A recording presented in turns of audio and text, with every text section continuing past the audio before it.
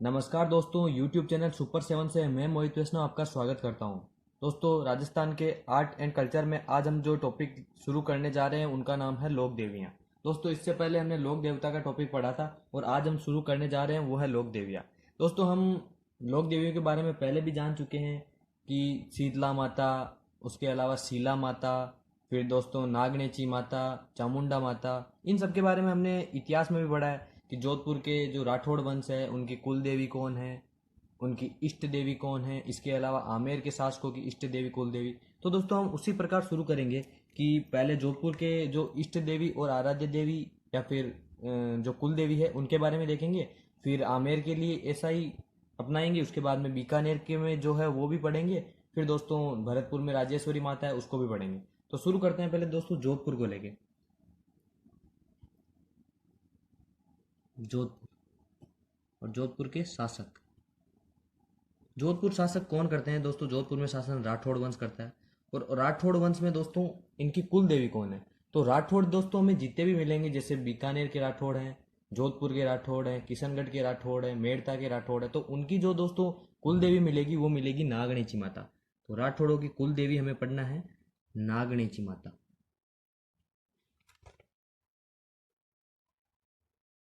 ठीक है दोस्तों।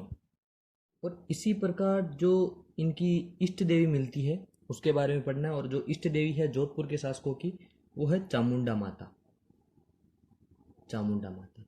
अब दोस्तों मैं जोधपुर से ही एक शाखा बीकानेर जाती है, तो बीकानेर के राठौड़ों को लिख देता हूँ दोस्तों, बीकानेर।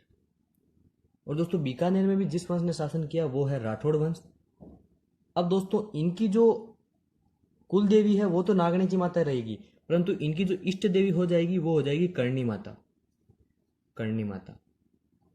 अब दोस्तों पहले इनका वर्णन जानते हैं कि नागनेची माता के बारे में क्या मिलता है और चामुंडा माता के बारे में क्या मिलता है, उसके साथ में करणी माता। तो दोस्तों नागनेची माता, इनका जो मूल नाम रहता है, ये मूल नाम है चक्रेश्वरी माता। चक्रेश्वरी माता। और दोस्तों इस बारे में मैं जब मारवाड़ का इतिहास पढ़ा रहा था तब आपको बताता हूँ कि जो कर्नाटक से एक मूर्ति लाई जाती है राव दुहड़ के द्वारा, और उस मूर्ति का नाम है चक्रेश्वरी माता, उस माता का नाम है चक्रेश्वरी माता। और दोस्तों उसका प्रथम जो मंदिर है वो बनता है नागाना गांव बाड़मेर में, इसलिए दोस्तों उसका उस चक्रेश्वरी माता का नाम हो जाता है नागणेची माता। तो इसको लेकर कौन आते हैं? राव दुहड़। राव दुहड़। और ये कहाँ से लेके आते हैं दोस्तों? कर्नाटक से। कर्नाटक से इस चक्रेश्वरी माता की मूर्ति लाते हैं और दोस्तों उसका पहला मंदिर जो बनता है वो बनता है नागाना गांव। नागाना गांव। और नागाना गांव कहाँ पर है दोस्तों? ये है बाड़मेर में। तो बाड़मेर में इनका बनता है पहला मंदिर, और इसी कारण दोस्तों इसका नाम क्या हो जाता है चक्रेश्वरी माता का, नागणेची माता। अब दोस्तों ये कुल देवी है जोधपुर के शासकों की। तो दोस्तों सबसे पहले जोधा बसाते हैं मेहरानगढ़। तो एक मंदिर इनका बनेगा, वो बनेगा मेहरानगढ़ में। और मेहरानगढ़ कहाँ है दोस्तों? जोधपुर में। और दोस्तों उसके बाद में जोधा का ही बेटा रहता है बीका। वो दोस्तों बीकानेर में राठौड़ वंश की स्थापना करता है। और दोस्तों जब वो वहाँ पर एक दुर्ग बनवाता है जिसे जूना जी की टेकरी दुर्ग नाम दिया गया है, दोस्तों उसी का पुनर्निर्माण होता है राय सिंह के काल में, वो दुर्ग बन जाता है जूनागढ़। और दोस्तों उसको कहते हैं जमीन का जेवर। तो जूनागढ़ क्या है? जमीन का जेवर। और दोस्तों उसमें एक मंदिर है नागनेची माता का, तो वो है जूनागढ़ में। और जूनागढ़ का है दोस्तों? बीकानेर में। तो दोस्तों ये तीन मंदिर इनके बड़े मंदिर है, इसके अलावा छोटे कई मंदिर मिलते हैं, परंतु दोस्तों हमें जो प्रमुख मंदिर है उनके बारे में जानना है। तो यहाँ होती है हमारी जो नागणेची माता है वो कंप्लीट। अब दोस्तों हम चलते हैं चामुंडा माता। ये क्या है? इष्ट देवी। यहीं पे लिख देता हूँ दोस्तों, इष्ट देवी। और इष्ट देवी को क्या बोला जाता है दोस्तों? आराध्य देवी। दोस्तों चामुंडा माता आराध्य देवी कैसे बनी? तो दोस्तों जब राव चूंडा इंदा प्रतिहार की मदद करता है तब इंदा प्रतिहार उसको मंडोर दहेज में देता है अपनी पुत्री लाला देवी का विवाह करके, और दोस्तों चामुंडा माता को पूजने का वचन लेता है। तो होता क्या है दोस्तों? सबसे पहले देखते हैं चामुंडा माता कौन। तो चामुंडा माता दोस्तों गुर्जर प्रतिहारों की कुल देवी है। गुर्जर प्रतिहारों की कुल देवी। दोस्तों इष्ट देवी है ये जोधपुर के राठौड़ वंश की, परंतु दोस्तों ये कुल देवी किनकी है? ये कुल देवी है गुज्जर प्रतिहारों की। और दोस्तों गुज्जर प्रतिहारों की हमें राजस्थान में जो शाखाएं देखने को मिलती है वो मिलती है भीनमाल और मंडोर। मंडोर। अब दोस्तों मंडोर में एक इंदा प्रतिहार शासक रहता है प्रतिहारों का। और ये दोस्तों प्रतिहारों का मंडोर में अंतिम शासक है। होता क्या है दोस्तों, तुर्क इस पे आक्रमण करते हैं, तो तुर्क इससे आक्रमण करके इससे मंडोर छीन लेते हैं।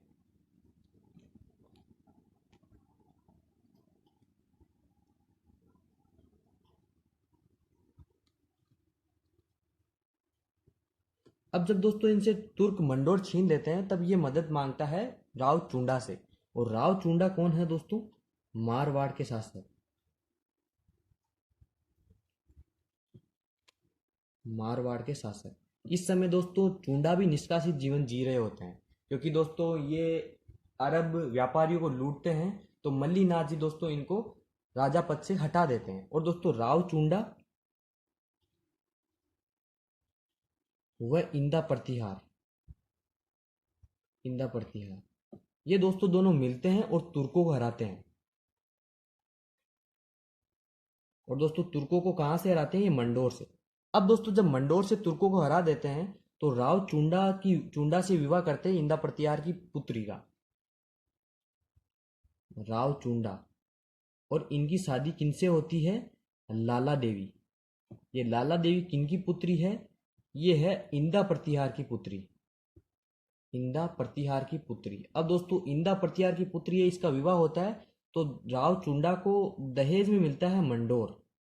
दहेज में क्या मिला है दोस्तों? मंडोर। और दोस्तों ये वचन लेते हैं जो प्रतिहार है वो, कि हम आपको मंडोर दे रहे हैं और आप हमारी जो कुल देवी है चामुंडा माता, उसका जो मंदिर बना हुआ है मंडोर में, उससे उसकी पूजा करेंगे।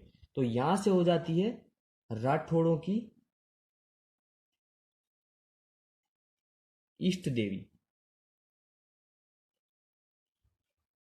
कौन हो जाती है? चामुंडा माता। तो दोस्तों चामुंडा माता समझ में आया कि किस प्रकार ये इष्ट देवी बनती है राठौड़ों की।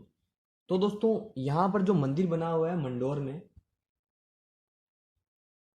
वो पहला मंदिर है चामुंडा माता का। दोस्तों जब मेहरानगढ़ बनता है, तो मेहरानगढ़ में भी एक मंदिर बनाया जाता है चामुंडा माता का।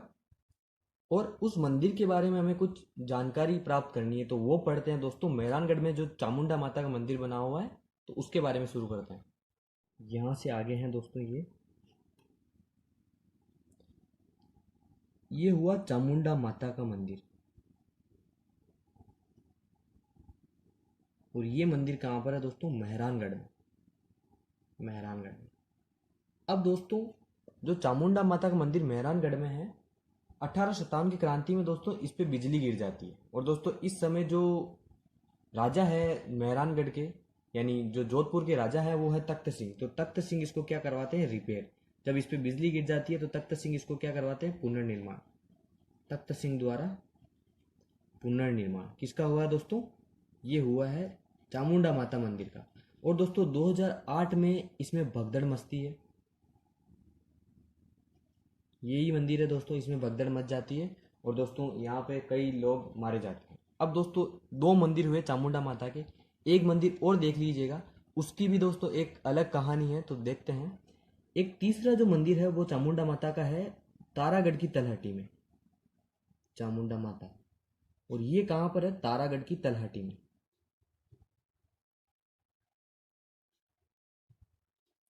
जो तारागढ़ की तलहटी में है दोस्तों, वो मंदिर किस प्रकार निर्मित हुआ? चामुंडा माता यहाँ मानी जाती है पृथ्वीराज चौहान तृतीय की आराध्य देवी। इसलिए दोस्तों वो यहाँ पर एक मंदिर बनवाता है, वहाँ इसकी इष्ट देवी की पूजा करता है।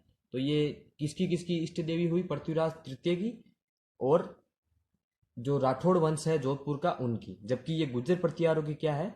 कुल देवी। तो दोस्तों दो मंदिर बहुत महत्वपूर्ण है, एक तो मेहरानगढ़ वाला, और एक जो तारागढ़ की तलहटी में बना हुआ है वो। अब दोस्तों शुरू करते हैं हमारी करणी माता, जो बीकानेर के शासकों की इष्ट देवी है करणी माता, उसके बारे में।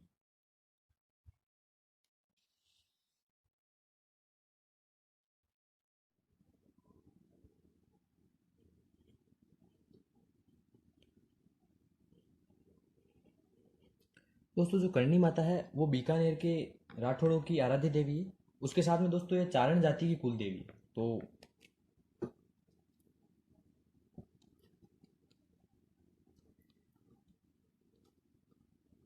बैकुल देवी। इनका जो समय मिलता है वो मिलता है 1387 से लेके 1538 तक। दोस्तों ये लगभग 150 साल के करीबन जी। और इनका जो मूल नाम मिलता है, ये इनका मूल नाम है वो है रिदुबाई। रिदुबाई। इनके पिता का नाम मिलता है वो मिलता है मेहाजी चारण। मेहाजी चारण। और जो माता है उनका नाम है देवल देवी। देवल देवी। दोस्तों जो इनके पति हैं उनका नाम मिलता है देपाजी चारण। देपाजी चारण। और दोस्तों ये कहाँ के हैं, तो ये है साथी का गांव। साथी का गांव पड़ता है दोस्तों जोधपुर में, वहाँ के ये रहते हैं, जोधपुर।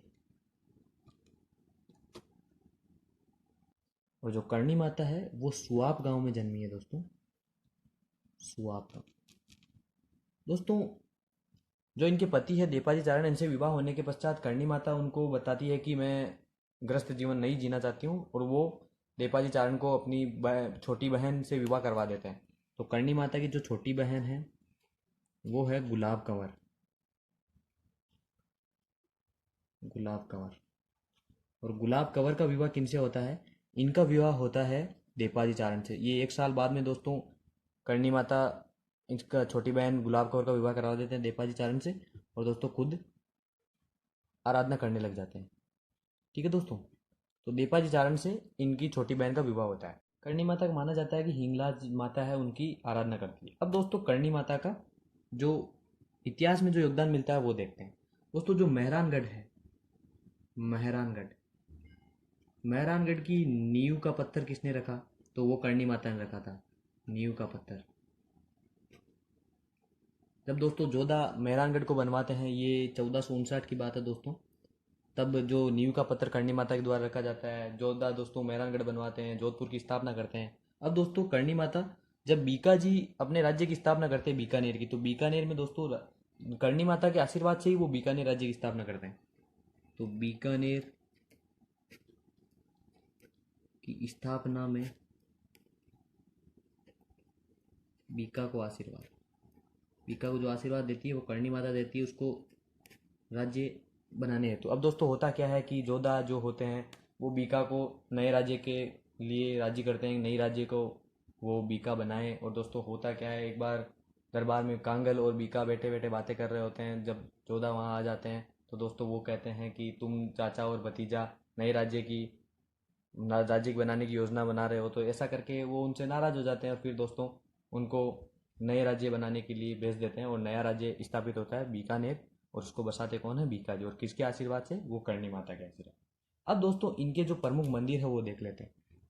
पहले दोस्तों इनका नाम करणी माता कैसे पड़ा वो देखते हैं। दोस्तों इनका नाम रिदुबाई रहता है, पर चमत्कारों के कारण इनका नाम करणी माता पड़ता है। माना जाता है कि इनकी बुआ, इनको दोस्तों 4-5 बहनें पहले हुई रहती है, उसके बाद में करणी माता हो जाती है। तो उसके बाद में उनकी बुआ इनको मारती करती है, तो उनका हाथ चिपक जाता है। ऐसी घटना मिलती है कि उनका हाथ चिपक जाने के बाद में कुछ लोग उनको सलाह देते हैं कि जिनके मारा उनकी दोस्तों वापस उनसे क्षमा याचना करे, तो क्षमा याचना करने पे उनका हाथ ठीक हो जाता है। ऐसा करके दोस्तों ये चमत्कार करती है, इसलिए इनका नाम करणी माता पड़ जाता है। अब दोस्तों इनके प्रमुख मंदिर देखते हैं। जो इनका प्रमुख मंदिर है वो पहला मंदिर है देशनोक में। प्रमुख मंदिर पहला कौन सा है दोस्तों, देशनोक में। और दोस्तों जो देशनोक का अभी जो मंदिर मिलता है ये बीकानेर में है। और दोस्तों इसके जो वर्तमान मंदिर के निर्माता हैं वो है गंगा सिंह जी।